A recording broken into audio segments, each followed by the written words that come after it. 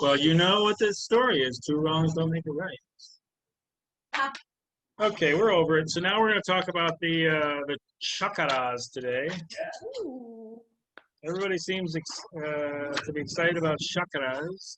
So what is a chakra? Other than something I can't find in my book. An energy center in the body. Energy centers, you said? And what did you say? Energy center in the body? There's several. There's several energy centers in the body. But This says page 14. I don't know if that's the same. oh yes. Okay. So there are energy centers in the body. What type of energy centers, maybe? No, just what. Like we know, there's energy centers. You know, my heart's an energy center, but that's a. Here's your hint. That's a physical energy center. So what type of energy centers are? Physical. No, not physical. They're like Not physical. I don't know what the word is. Or they can be physical, but they're subtle. Why are they considered subtle? What does the word subtle mean related to this? Unseen or immeasurable. So there's things that we are measuring in our world just a decade ago, or unable to measure, that now we can. All the big advances in science basically come down to things that, okay, now we have empirical evidence. Now we can measure it in some way. But because as seemingly every year of our lives and for thousands of years before that, there's things, let's say concepts that we're unaware of, and then suddenly we can measure them, and then they're in the physical world. For example, light, or the moon, or before we could measure the distance to the moon, we just looked at it and said, oh, that's interesting, and speculated about what it was, right? But then there's science that brought us to a place where we understood it. So the reason I use that as an example is because there's phenomena, let's say, because they're not necessarily things, in our world that we are not aware of because we can't touch them or see them or measure them. Does that make them any less true? Of course not, but that's what the ego does all the time. Like, well, I haven't seen that. I mean, like I used the example yesterday. People are like, well, I ain't seen anybody that's sick, so that shit doesn't exist. And we all think that way to some respect. You know? Oh, 6 million people died in World War II? Well, I don't believe it because I wasn't there, right? Those things don't exist.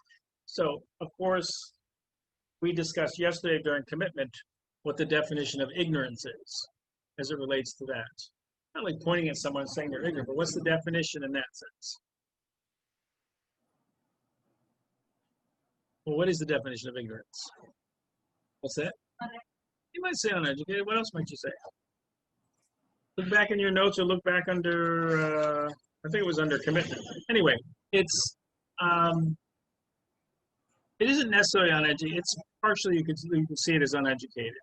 How about unaware? Or something more along those lines. I'm simply not aware of it. So I have an ignorance to that. That means we have a tremendous amount of ignorance. Yeah. So I used examples recently of how far the closest star is. That we have an ignorance to that because we can't really comprehend it, even though now we have science to give us calculations. So as this relates in our bodies, there's of course phenomena or things that we don't understand or things that we can't measure. That changes all the time. It's only in our lifetimes that we've sequenced the genome, or that we've, what are things that have happened in the last 10 or 20 years in medical science that are dramatic shifts forward that you can think of? Or not just medical science, in any science. Not big on science? What's that? Hip and knee surgeries. Hip and knee surgeries, there you go. The internet is a huge advance. The idea that we're now communicating wirelessly through, we knew we had radio waves, right? Back in the last 100 years. Television in the last 50, 60 years. It's not a long time. So now this thing we call the internet is a phenomenon that we were, unaware of that it was possible. Let's put it that way. We maybe dream of it or see it on Star Trek back in the 60s, but to actually do it is a different thing. So why are we saying this? Because the same thing exists in us. There's all kinds of things about you that you don't know, you're not aware of, or you haven't been able to measure. And that's a big part of the study of oneself. Just like the study of the stars. I know that there's things I don't understand. I know there's parts of me. I used a dog recently as an example. A dog hears better than you. A dog smells better than you. A dog has more taste buds than you. Does that mean a dog's better than you? What does it mean? Less ignorance. There's things in the hearing, sound spectrum, taste, smelling that a puppy sitting right next to you can smell and you can't. So that means that you have a limited sensory, right? So one thing we constantly focus on is we have an overly active attachment to our sensory. But then even just our sensory is limited. Forget about subtle things that we can't comprehend yet. Just a smell that you can't smell because it's too faint, or a sound you can't hear because it's too far away, but another creature can. I mean, there's a sound happening over there that you can't hear simply because you have a limited ability to do so. That doesn't mean the sound isn't emanating from there, right? So same thing internally in our bodies. There's, for lack of a better word, there's phenomena, there's things about us that because we haven't measured it or we can't touch it, smell it, taste it, feel it, we don't really feel that it exists. Now, of course, a lot of these things we consider to be in the big S world because it's subtle. That's why I use the word subtle. Subtle it's immeasurable, something that I can't use my sensory to connect with. So in the book that you have, it's called Subtle Body or Subtle Anatomy. Does anyone know the correct name? Energetic anatomy. Energetic Anatomy, yeah, by Cindy Dale. Yeah. That's cutting edge stuff, even though it's written 15 years ago. That is our that's like the edge of our understanding of subtle anatomy, subtle realities. So the human body has physical things that you can measure. I can measure my blood, I can measure how big I am, how much I weigh, I can measure all the things internally, cancer cells, healthy cells. However, there's much about me that we have not learned to measure yet. So this is where chakras come. Chakras are a study of the subtle anatomy. So if we can't touch them, taste them, smell them, feel them, measure them, although that's changing. That's the thing with this book, this understanding. We're now being able to measure what previously was immeasurable. You can take a picture of a human body at a certain level now and see subtle energies pulsing through the body. So yeah, your heart, your lungs are ways in which energy moves, but there's, just like in your mind or anywhere else, there's energy moving that you can't see or that you can't relate to or you don't understand. Chakras are something that's been around for, well, it's not as long as everything else we're studying, which is based on the sutras. That's important to know. Everything else we study here is based on the sutras. The chakras is one exception. Chakras came out of like the 10th, 11th century Tantra tradition. So it was an attempt the yogis at the time to understand or to relate to some of these other things that the sutras and the Upanishads and the Vedas have been teaching. They're trying to relate it to us in our own physical anatomy. So the chakras are energy centers. For example, you see a picture here, you see, you don't have your book open. It's book 14. And they're primary centers in the body where energy interacts. Let's put it that way. We'll get more specific in a minute. So today we're just at the point where we can start measuring, but still for most of us, it's just something that's not real. It's not physical. I can't say, hey, your chakra is out of tune today because, I can take whatever those, the thing they stick you in the machine, anything that like an X-ray or something like that. An MRI, yeah, like give you an MRI, like, yeah, chakra 3 is out of whack. Yeah. So just because we can't do that, we look at it like, oh, okay, this is something that's not real, which is okay. But the chakras, what you'll see by studying them is it's something we're already relating to. I already gave you examples the other day. Mother Earth is an example of a chakra. It's a lower chakra, root chakra energy we can relate to. Hello. We'll get into that when we get to the individual chakras. But on this page 14, chakra is a Sanskrit word meaning wheel or vortex. And it refers to each of the 7 energy centers of which our consciousness, our energy system is composed. That may seem like a simple sentence, but the reason I gave you that whole Pre-frame is for that sentence alone. It's a Sanskrit word meaning wheel or vortex, and it refers to each of the 7 energy centers of which our consciousness, comma, our energy system is composed. That is new thought. What's that? It's like a new system of the Yes.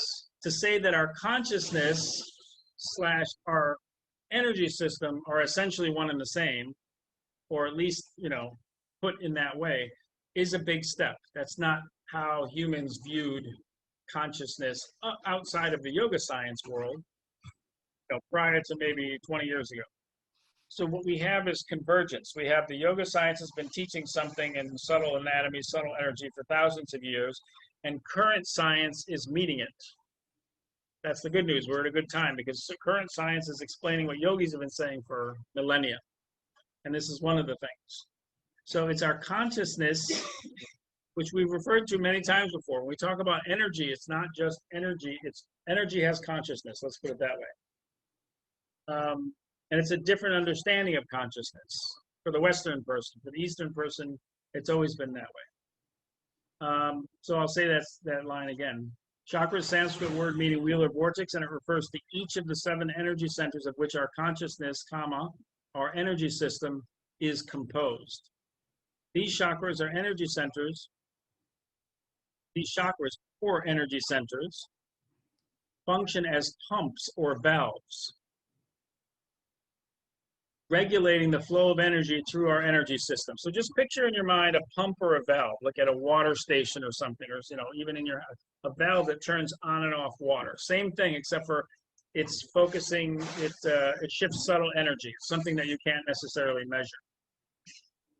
The function of the chakras reflects decisions we make concerning how we choose to respond to conditions in our life. Again, a huge sentence that seems just simple. The functioning of the chakras reflects decisions we make concerning how we choose. That's the big word. We choose to respond to conditions in our life. Because we all know deep down, we're the ones that make the decisions. We choose to respond to conditions in our life. So it reflects that. Think of it that when I decide to do something or act in ignorance and not decide, however it is, then that reflection is in the chakras. We open and close these valves when we decide what to think and what to feel, and through which perceptual filter we choose to experience the world around us. So we've talked about perception a lot. You open and close these valves when you decide what to think and what to feel. And you might say, well, someone just picked me up and threw me in the ocean while I was trying to do this. And how could I react? Anybody, I have to react in a certain way, right? Because they did that. No, it's still a choice. No matter what phenomenon, no matter what happens around you, you're still making decisions. That's a very key thing to, I think, understanding to be a yoga teacher. You're making choices, other people making choices. We just want to have a greater awareness of those choices. And what this is saying is that those choices then open and close these valves. They, to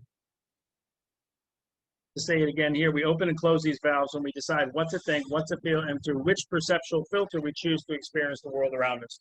So everybody sees the world through their own perceptual filter. The chakras are not physical. They are aspects of consciousness in the same way that auras are aspects of consciousness. The chakras are more dense than auras. So if this is your physical body, they are aspects of consciousness the same way, but the chakras are more dense than the aura. What does that mean if this is your physical body? What comes first? Next, that there were like different layers. The chakra is more dense than the aura.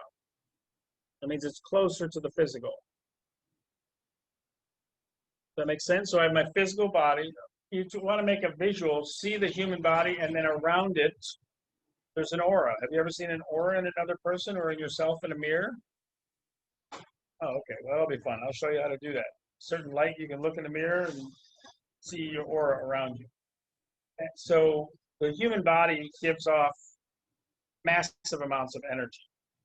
You're like a light bulb walking around. By conservative estimates, a human body, if the energy was harnessed, would be enough to power a small town for 24 hours. So think about how much energy is harnessed in your body. We think of electromagnetic energy. Feel like this gigantic generator that could, think of what we, just a generator that your electricity goes out, help you put electricity in your home. So you'd be 20,000 times that in terms of how much power exists in the human body, not just in the body, but in the whole being. So these chakras are more dense than the auras, but not as dense as the physical body. So you have physical body. If you're going to look at a picture of it, then there's the chakra, then there's the aura. So it's less subtle than an aura, and we can see auras. What does that tell you about chakras? Chakras. Have you ever looked at someone else and they look a little green? Green. Or a little yellow? A little red? I wasn't aware if I did.